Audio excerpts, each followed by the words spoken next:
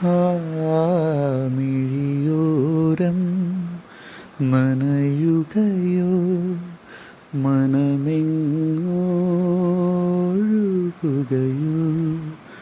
ഒരു കൂട്ടം കഥകളുമായി ഇളം കാറ്റിൽ ഇടവഴിയിൽ ഒരു കാലം തിരികെ വരും ചെറുതൂവൽ ചിരി പകരും തലോടും താനെ കഥ തുടരും.